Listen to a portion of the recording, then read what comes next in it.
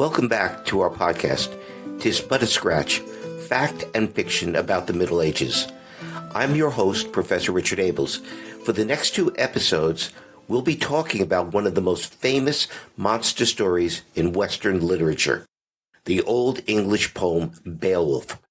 The focus of this episode is on the Beowulf poem itself, its historical context, and what it tells us about aristocratic culture and kingship in early Anglo-Saxon England.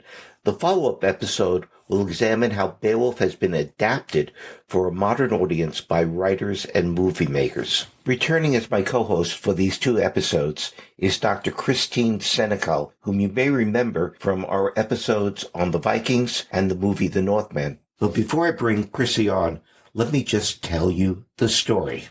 The poem consists of 2 parts and 2 monster fights. The first pits the young hero Beowulf against the troll-like Grendel and his mother. The second, which takes place 50 years later, pits Beowulf, now an aged king, against a dragon. There's a symmetry in the 2 parts of the poem.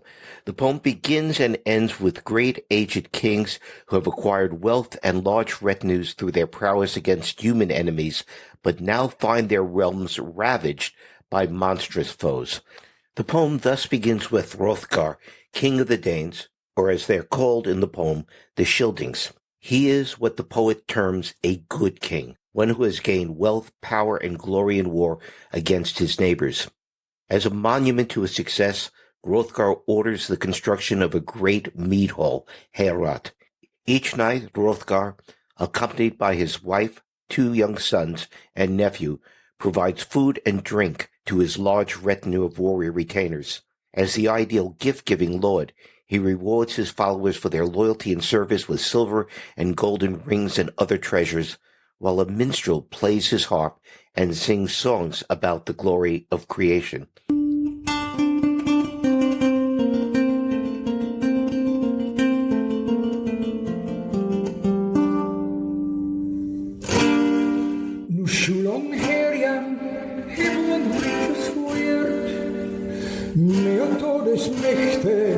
And his Morgefang der Kruger Frieder so her wundra gewiss etche drichten or uns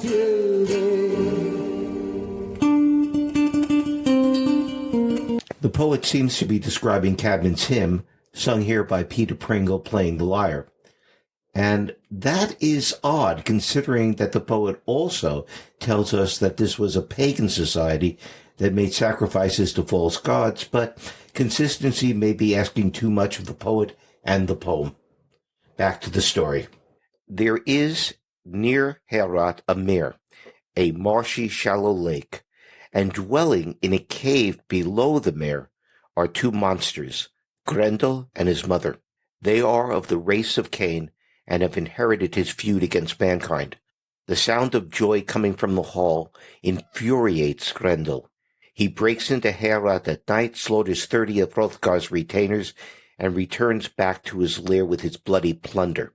Thus begins as the poet calls it, a war that lasts for 12 years.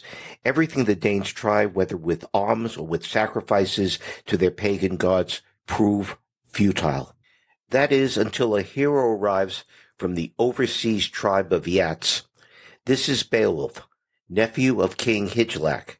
Hearing about Grendel's monstrous acts, Beowulf gathers together a band of thanes and sails to Denmark. After being challenged by the Dane sea warden, Beowulf and his troop are brought to Heorot to meet with Hrothgar. Beowulf has come to acquit a debt. Hrothgar had given refuge to Beowulf's father, Ecgtheow, after Ecgtheow had slain the prince of a powerful tribe, and had also paid the weregild, the blood price needed to purchase peace for Ecgtheow. Beowulf is welcomed by the king, which seems to raise the hackles of one of Hrothgar's thanes, Unferth, who taunts Beowulf about an oceanic swimming match he lost against another young man named Breca. Beowulf responds that not only did he win that match, but in the process, he slew 9 sea monsters. He then says that the only deed of Unferth that he had heard of was Unferth's slaying of his own brothers. He adds that if Unferth was as brave and heroic as he claims, Beowulf would not have had to come to the rescue of the Danes.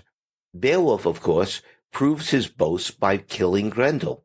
Unferth afterwards is going to give him his sword as a way of showing his admiration. Beowulf does so, however, without weapons.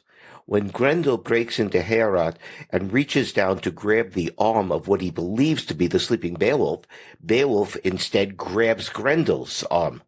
Grendel tries to get loose, but he can't, and finally, Beowulf rips off Grendel's arm entirely. The monster flees back to his lair to die.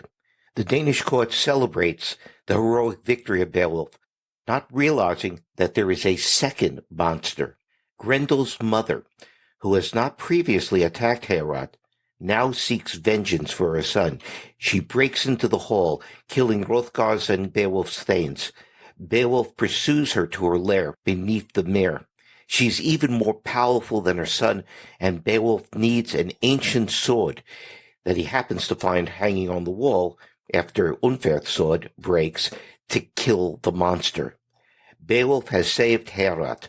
Hrothgar rewards him with ample treasure, and Beowulf returns home. He gives the treasure to his lord and kinsman, King Hrothgar, and receives back from him a large estate of land. The poem now skips about 50 years. We learn that Beowulf became king of the Geats after the death of Hrothgar and Hrothgar's son Eadred in battle. Like Hrothgar, he is a good king. He's been the defender of the people.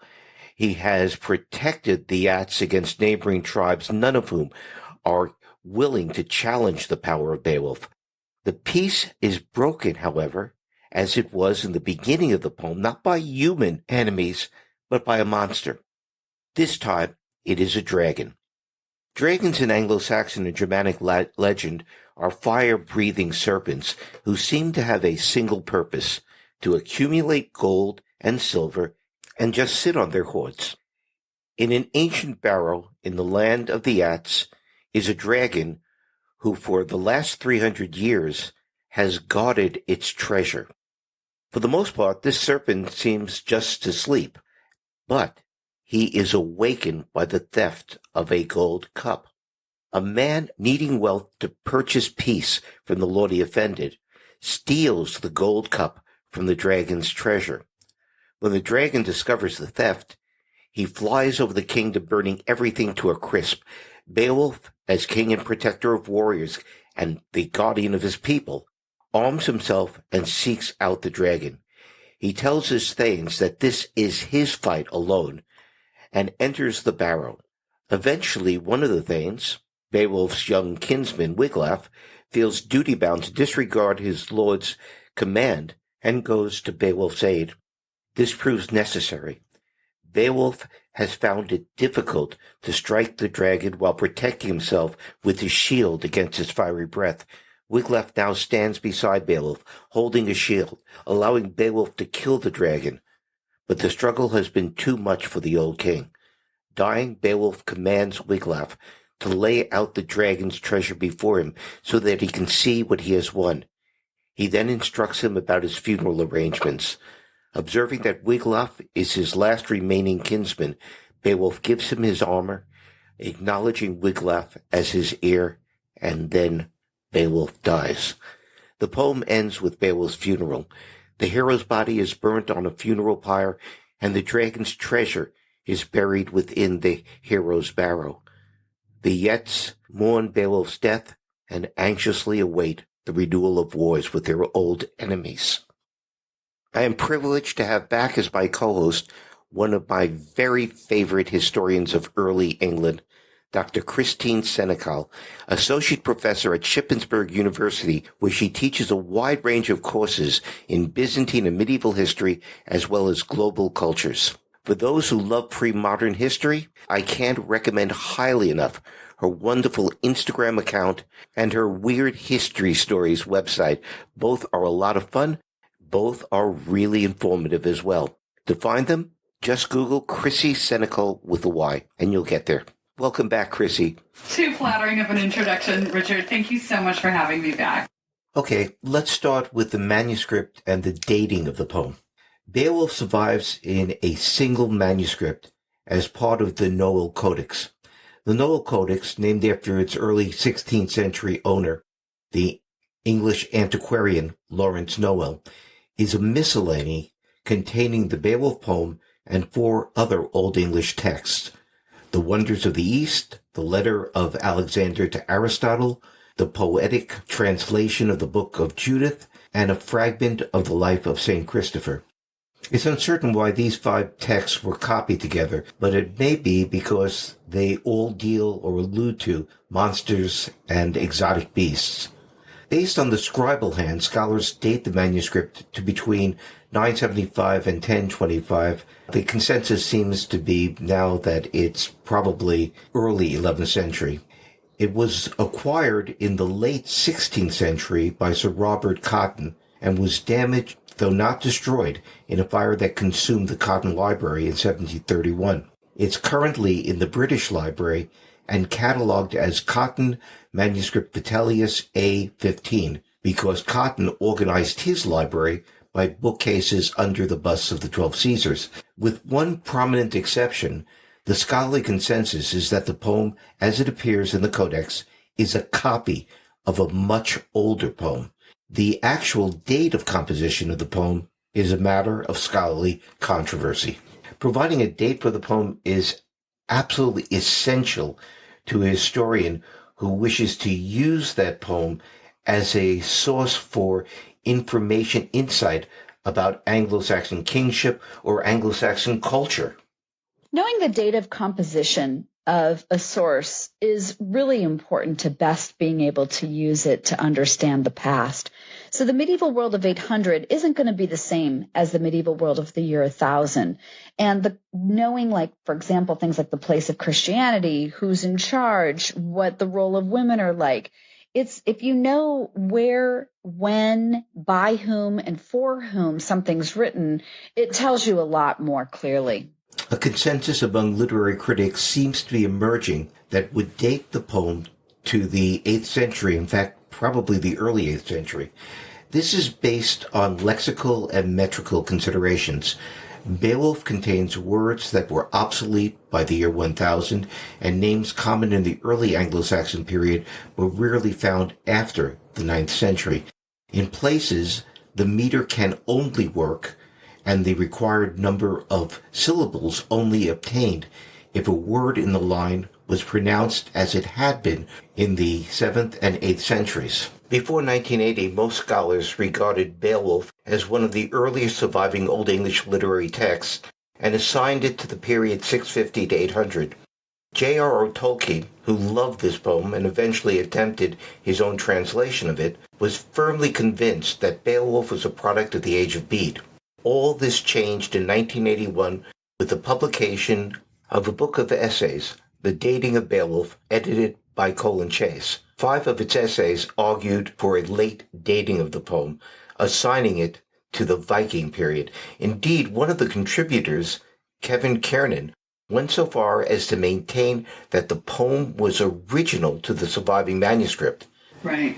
The result was not a new consensus, but rather, as the historian Patrick Walmalt put it, dogmatic agnosticism. In the words of the literary scholar James Earl, quote, "I now consider it axiomatic. The problem of the poem's date is insoluble." Consequently, Earl continued, quote, "We cannot assume the poem is representative of any period or even of anything at all," end quote. A truly depressing conclusion for historians of Anglo-Saxon England like myself. Yeah. But the nature of academic debate is dialectical, and the new thesis received pushback, culminating in a 2014 volume tellingly entitled The Dating of Beowulf, a Reassessment. This was edited by Leonard Neidoff. Several literary scholars, most notably R.D. Fulk, Leonard Neidoff, Tom Shippey, and Tom Bridehoff, argue that the most reliable approach to determining the date of Beowulf or any literary work is through linguistic analysis. Their consensus is that based upon the poem's language and meter, Beowulf most likely was composed sometime between the late 7th and the mid-8th century. Meet the new consensus, same as the old. I'm persuaded by the linguistic arguments, though to be honest, some of them are so technical that I find it difficult to understand, let alone assess their validity. I guess partly my acceptance is based upon my confidence in the expertise of scholars such as Folk and Neidorff.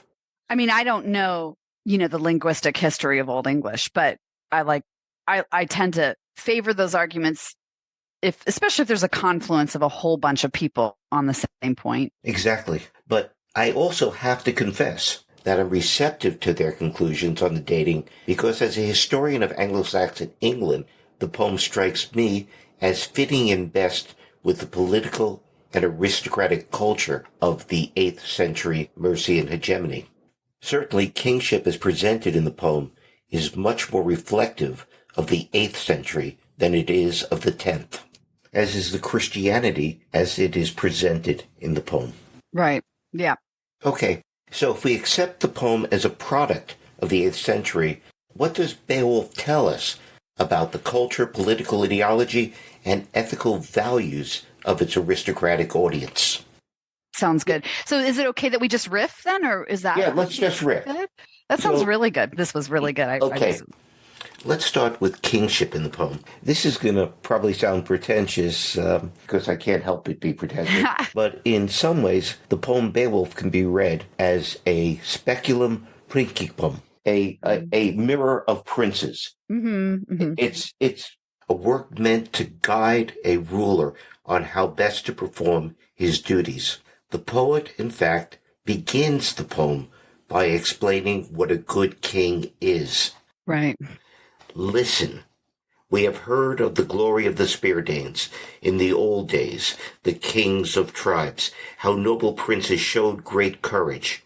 Often Scyld-Sheving seized mead benches from enemy troops from many a clan. He terrified warriors, even though first he was found a waif, helpless. For that came a remedy. He grew under heaven, prospered in honors until every last one of the bordering nations beyond the whale road had to heed him, pay him tribute. He was a good king. The translation, by the way, is by Howell Chickering Jr., and I chose it because of its fidelity to the meaning of the Old English text. Okay, so Scyld-Sheving was a good king, but why was he a good king? Because he terrified the enemies of the Danes, subjected all the neighboring kings to his will, and extorted tribute from them. By this measure, Hrothgar and Beowulf would also be good kings, as would the historical 7th and 8th century kings of Mercia, Penda, Athelred, Athelbald, and Offa, who established a Mercian hegemony over all southern England. To me, the poem's about, so everything you said regarding what makes a good king, but the background song seems to be what will screw over a people. And it's when you don't have a powerful protector. Yes, I completely agree. The Old English words for a lord are laford, from which we get the word lord, and munbora. Laford literally means protector of the loaf, protector of the bread.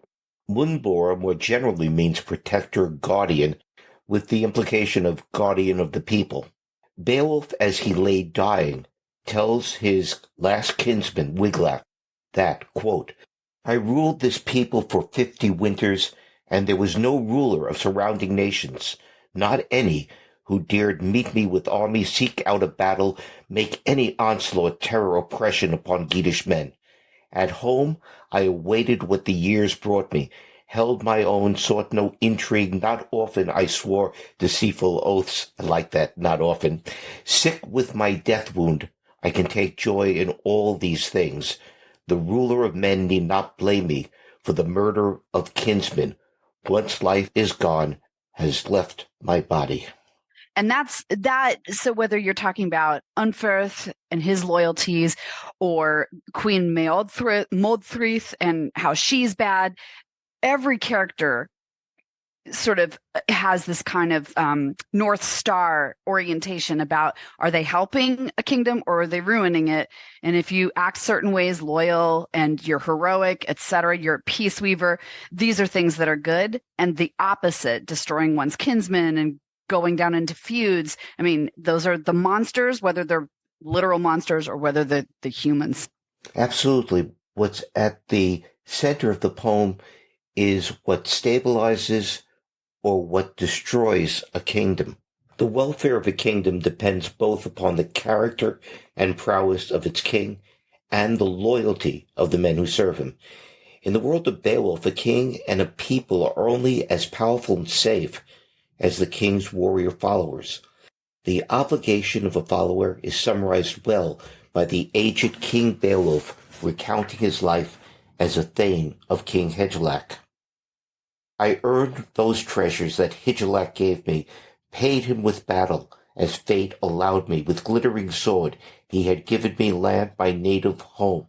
He had no need to go to the Gethas, to Swedes or Speardanes for some worse fighter to buy with gifts. Always I walked before him on foot, his man at the point, and so lifelong shall I do battle, while this sword serves, which then and now has held up so well. Soon after this speech is given, Wiglaf also has the opportunity to fulfill his obligation to his lord, and he does so by disobeying his lord's order to stand aside while Beowulf fights the dragon alone. Wiglaf spoke in fitting words to his armored companions, was grieved to the heart. I recall the time when taking the mead in the great hall, we promised our chief, who gave us these rings, these very armlets, that we would repay him for these war helmets, tempered edges, if he ever needed us.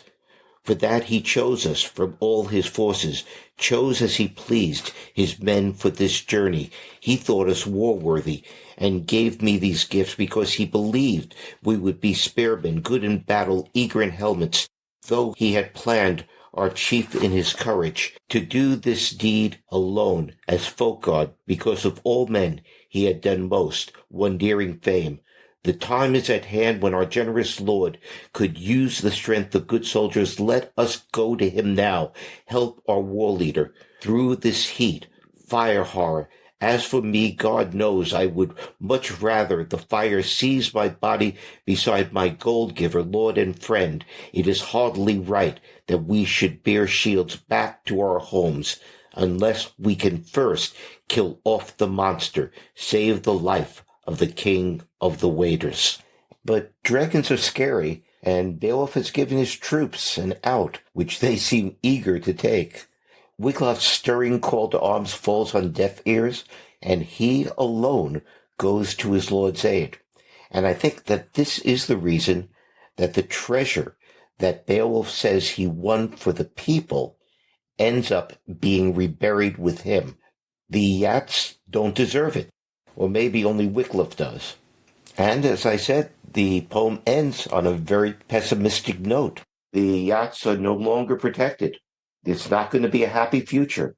As the news of Beowulf's demise spreads, it means that the wars are going to renew. Yeah. And as a kind of not leitmotif, but background story is the consistent questioning of how does power get transferred to different leaders, and what's the best way to do that? Because I think it is something that, even though Hrothgar and Beowulf are protagonists, on the other hand, what's Hrothgar doing, just letting his Danes be attacked all the time? And what's Beowulf doing, saying, no, I'll go in this cave by myself, like not knowing.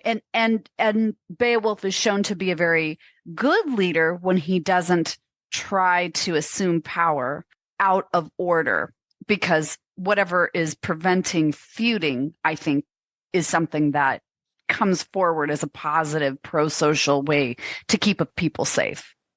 Yeah, and I think that it's both an entertainment, but it's also a moral treatise instructing princes on how they ought to behave, and I think also instructing retainers how they ought to behave.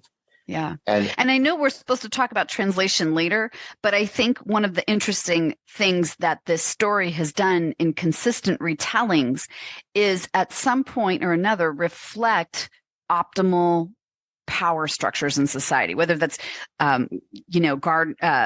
the Gardner book by on Grendel, or whether it's Maria Headley's translation or the original poem. They all do that, and they all have different approaches.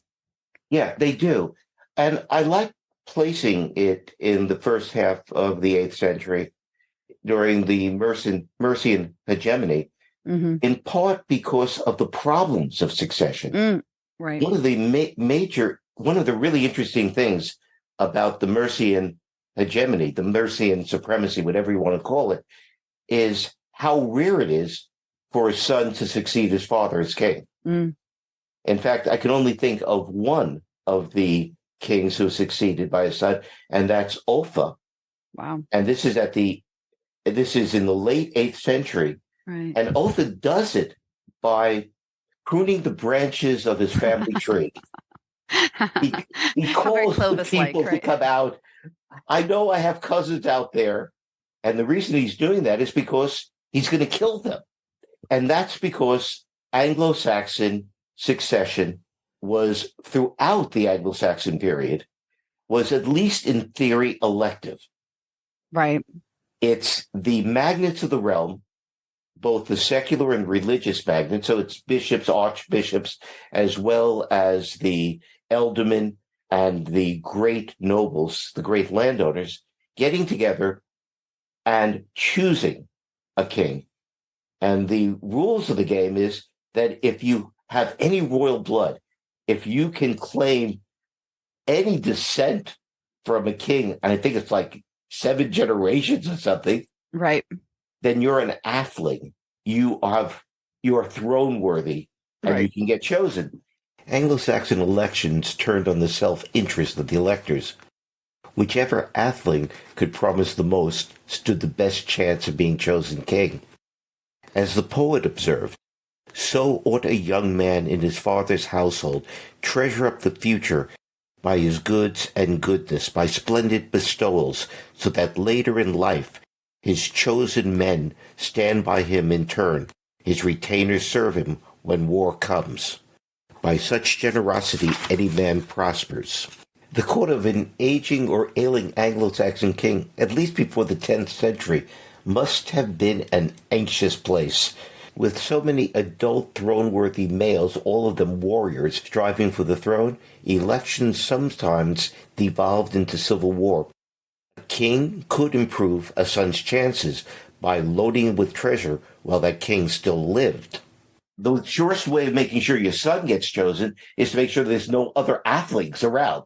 And Beowulf, one of the boasts he makes when he's meditating about his kingship is that he never killed any kinsman, or for that matter, he never killed any friend while he was drunk.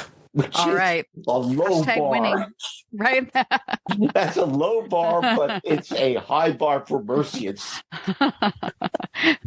Yeah, I think it's probably because I most recently read Maria Headley's translation, but the bro culture that she taps into just resonates. It's great. Yeah, that's the first word in her translation is bro. Bro. Yeah. Yep. So, yeah. And in terms of the retainers, what really interests me about this in terms of the retainers is that Wiglaf does the right thing by disobeying Beowulf. Yes. That what is more important than simply following the orders of your lord is doing the right thing. Right. Which means... And being fearless with your life. And being willing to give up your life. Yeah. Because Wiglaf goes in there knowing that it's likely he's going to die alongside his lord. Right. It's not that he wants to die alongside his lord, but he feels obligated. He's duty-bound. This is a reciprocal relationship. Gift-giving is not one-sided. You accept gifts from your lord. What you have done is also accepted the obligation of loyalty and service to that lord. And Absolutely. the failure to do that is equivalent to cowardice. Mm-hmm. Yeah. So Wiglaf does the right thing by disobeying. Beowulf does the right thing by saying, this is my job. I'm your protector, and I'm not going to risk your lives. But the right response to that is, we're going anyway. Yeah, I think it's one of the fun points to debate, though. Is Beowulf really doing it or is he pulling a Roland, like the Song of Roland, and not being really wise about his age and the need that he has to accept where he is in order to make that transition most peaceful? Yeah, and it is. These are complicated. These are complicated issues. That's why the poem's so fun, is because you can debate. It's like the Battle of Maldon, when Berthnoth, Ealdorman Berthnoth, says to the Vikings, come over the causeway so we can fight you. Mm. And the poet says he does it out of overmote. Mm-hmm. And overmote is such a difficult word because it could mean high-mindedness, but it also could mean hubris, pride. Right. And it's like Roland. Right. Roland's refusal to blow the horn. Roland's a hero. Oliver is wise. Correct. Right. And Beowulf is a hero. Wiglaf shows himself to be wise. Right. But the other Thanes haven't. Clearly are cowardly. And they don't deserve the great treasure that Beowulf has won for them. Or the peace in their land that he also has preserved. The peace in the land that he also has won for them. It's such an interesting culture that's in it. The culture of gift giving. Yeah. And a court in which all of these rituals of peacemaking are so important because violence is just under the surface. It's always the threat. It's always the threat because it's a society of very young men all trying to prove themselves, all thinking of themselves as warriors. Yeah. This extreme honor culture where if you're slighted and you don't take revenge, you have to take revenge. If you don't, you're showing you're weak. So and it has to be public. There seems to be one exception to this, the flighting. The public exchange of insults between Beowulf and Unferth performed before Hrothgar and his court doesn't end in violence. That it doesn't suggests that flighting is an accepted formal substitute for a duel. Unferth is an interesting character. He's represented as an honored retainer of Hrothgar, and the king does not interfere when Unferth rises to challenge Beowulf's bona fides. Unferth's function in the poem, I think, is to give Beowulf the opportunity to boast about one of his greatest deeds, his clearing of the sea lanes of sea monsters. It also underscores the impotence of Hrothgar and his court against the monster and Hrothgar's need for Beowulf the hero. But what is most interesting about the flighting is that it does not result in Unferth declaring enmity against Beowulf. Instead, Unferth will lend Beowulf an heirloom sword, which will, of course, fail against Grendel's mother, but nonetheless is an act of generosity on the part of Unferth. And that is despite Beowulf winning the flighting by denouncing Unferth for having killed his brothers, an accusation that Unferth doesn't deny. And Beowulf drives home the gravity of the accusation by declaring that Unferth will suffer in hell for the killings. Now, the poem has more than its fair share of kin-killing, all of it tragic or evil. Beowulf's grandfather, King Hrothgar, died of grief because one of his sons, Halfdan, killed an older brother in a hunting accident. Hrothgar's grief is not only for the loss of a son, but for his inability to avenge the boy's death. Grendel is, of course, spawn of Cain, the first brother killer. This puts into perspective both Beowulf's boast that he never killed a kinsman and his taunting of Unferth for having killed his brothers. What complicates matters is that the accusation goes unanswered and no one in Hrothgar's court seems to be disturbed by it. If Unferth killed his brothers, it didn't lower his status in the eyes of his lord Hrothgar. The backstory is missing, though it may have been familiar to the poem's audience. Leonard Neidoff offers an interesting possibility that Unferth killed his brothers in war while serving Hrothgar. Interesting. Which Yeah. I think is possible. Yeah. The kid-haired Kittlewolf story in the Anglo-Saxon Chronicle, where you give loyalty to your lord over loyalty to your kinsman. Yeah. And that's possible. And the Unferth battle, I think, is cool because I feel like, in American history, African-American traditions called the dozens have that insult exchange. So it's like an anthropological phenomena across different cultures and times.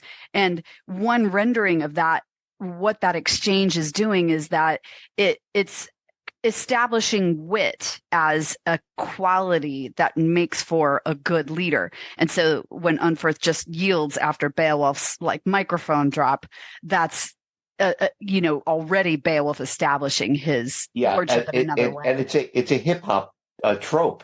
This combat between artists that establish one of them as being superior to the other. You're right, and it is a battle of wit. And it reminds me of a French movie, Ridicule, which is a wonderful French movie set in Louis XIV's court at Versailles. And the point of the movie is that the way that you compete for the favor of the king and establish yourself is by wit, because the old way would have been dueling. Right. And if you're going to establish order and preserve order, then the way that you substitute for the violence of the duel is by conquering the person through an exhibition of wit, which establishes a hierarchy, putting him in his proper place below you. Yeah. And a good movie. So I recommend Ridicule. Cool. I like it. Thanks. The character in the poem who best exemplifies this peacekeeping goal is the queen, Wealhtheow. Right. Wealhtheow is a peace weaver. Yep. She herself represents peace because her marriage to Hrothgar is a marriage which establishes peace between two people. Her function in the court and in the poem is to weave peace, courteously going from one to another, bearing a cup with the wine. Yep. And also because in this court, there are tensions, not only Unferth, but the main tension is Hrothgar's teenage nephew and Hrothgar's two little sons. Mm-hmm. And the audience who knew the story knows that this is not going to turn out well. Mm-hmm.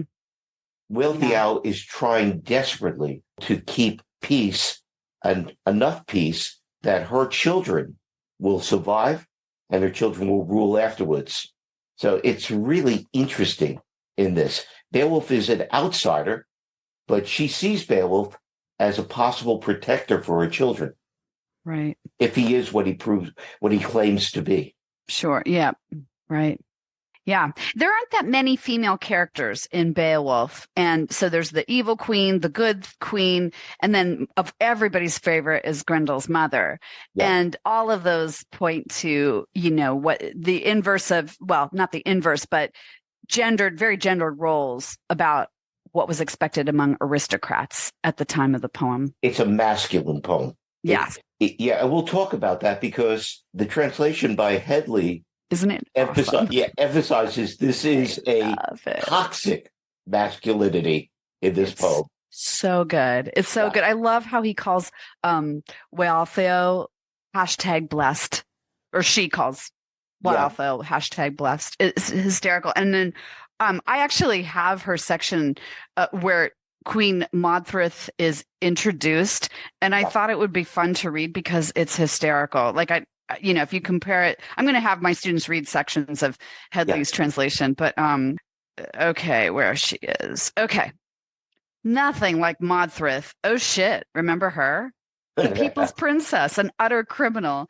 Bro, if anyone even looked at her in daylight, save her own overlord, she'd deal that man death, order him bound, each shackled, tightened to torture, his sentence resounding from on high, sword selection. Then the entertainment, a public flaying, arteries spurting, gore, good riddance. She may have been beautiful, she may have been royal, but can we agree here? Why the brutality? Pretty peace weavers aren't meant to claw, bringing good men down just for looking. Innocent oglers sent deathward. Talk about inflated offenses. Right. I of course am drawn to the way that Grendel's mother is portrayed, because her actions make sense in light of the culture. She's taking revenge, which she ought to, because her son was killed by Beowulf. And it's this kind of idea that if your monster isn't super important or deadly, or, doesn't make an impact, then the monster isn't really worth fighting. Yeah. So, and I think it's particularly interesting the ways that, Grendel, he's fighting because he's crabby about noises. The dragon is mad because his gold is taken away. But the female monster, she's acting out of a much more noble reason. And I know people have debated about, translations of that particular section of the poem for the vocabulary surrounding Grendel's mother, how monstrous she really is, or how powerful she really is. Those words. I think she looks like Angelina Jolie. Neil Gaiman, right? We'll get to that. Cool. Right. Yeah. I'm definitely a fan of that movie. I don't know if it's time to talk about the movies and the kind of contemporary adaptations, or if you feel like we should talk more about the themes. I think one of the themes that just needs to be mentioned because, or, maybe not, students always want to talk about the paganism. Yes. and also how popular the poem was. I feel like those 2 points are interesting. The poem has a sort of a pagan feel to it. But the song that's being sung is about the creation. It's Cædmon's hymn that's being sung. Right. And it feels very much, and one of the arguments for an early dating of the poem. Yes. It feels very much like the type of Christianity that I see in the age of Bede. Right. Where it's not a done thing. Like the level of Christianization is... Yes, and it's a Christianity which is a highly masculine, highly heroic Christianity. It's how you make a pagan warrior culture receptive to a religion that might otherwise seem wimpy. The Old Testament, with its vengeful God and warrior Hebrew kings, is not a stretch, but the New Testament's turn the other cheek and love your enemies is a tough sell. Missionaries needed to be able to present Christianity in a dramatic, heroic idiom if they were to be successful. A great example of that is the Hellion. That's spelled Heliand. This is an early 9th century epic rendition of the Gospels in Old Saxon commissioned by the Frankish Emperor Louis the Pious as part of the Carolingian effort to Christianize the pagan Saxons of northeastern Germany. This is what the poet did to the Gospel of John's depiction of Peter's defense of Jesus when the Roman soldiers tried to take him into custody. The Gospel account reads really simply: Simon Peter, then having a sword, drew it and struck the high priest's slave and cut off his right ear, and the slave's name was Malchus. So, here's how it appears in the Hellion. Then Simon Peter, the mighty, the noble swordsman, flew into a rage. His mind was in such turmoil that he could not speak a single word. His heart became intensely bitter because they wanted to tie up his lord. So he strode over angrily, that very daring thane, to stand in front of the commander, right in front of his lord. No doubting in his mind, no fearful hesitation in his chest. He drew his blade and struck straight at the first man of the enemy with all the strength in his hands, so that Malchus was cut and wounded on the right side by the sword. His ear was chopped off. He was so badly wounded in the head that his cheek and ear burst open with a mortal wound. Blood gushed out, pouring from the wound. The cheek of the enemy's first man had been cut open. The men stood back. They were afraid of the slash of the sword. If you look at the Old English biblical epics like the Exodus or Genesis A, what you have is a very similar heroic idiom. The poem Beowulf was written for an audience who shared that view of Christianity. And it's an audience whose grandparents, great-grandparents may have been pagan. The poem is set in that pagan past. Right. And it's interesting because I feel like you could go to any point in any culture at any time where Christianity has been adapted. And of course, as historians, what we're going to probably be most likely to notice is the ways that people take on religiosity and they take it on and express it in their own culture. So that Christianity, to say that this isn't a Christian culture isn't quite the case. This is a maybe Bede era Christian culture.